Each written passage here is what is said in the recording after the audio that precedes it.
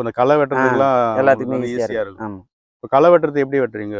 இப்ப இங்கெல்லாம் ஆளே கிடைக்க மாட்டேங்குது. இயந்திரம் அதனால மூலியமா வெட்டுறீங்களா? இல்ல அங்க ம். ஆளே கிடைக்க மாட்டேங்குது. ம். சின்ன செடியா இருக்கும்போது வண்டியில ஓட்டி ம். வெட்டிட்டு இருந்தோம். ம். இப்ப பெருசாயிடுச்சு. இப்ப ம். வண்டியெல்லாம் உள்ள போகாத அளவுக்கு செடி ரொம்ப பெருசா இருந்தனால களைக்கொல்லி தான். ஒரு நாள் களைக்கொல்லி வாங்கிருந்து அடிச்சுக்கிறோம். ஒரு நாள் களைக்கொல்லி வந்து இருக்குதா? ஆமா இருக்குது. ஒரே செடியில நாள்லயே படாம ஆமா அடிக்கணுமா அது? செடி மேல படாம அடிக்கணும். ஆஹா.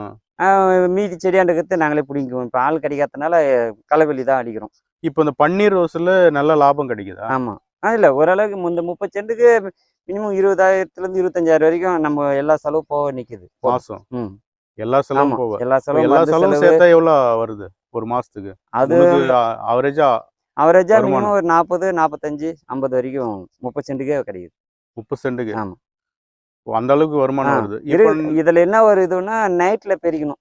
ம். நைட்ல மணி 2 மணிக்கு, 3 மணிக்கு எந்திச்சு பெரிக்கணும். அது ம். அது ஒரு கஷ்டம் தான் அதுல. மத்தபடி எல்லாமே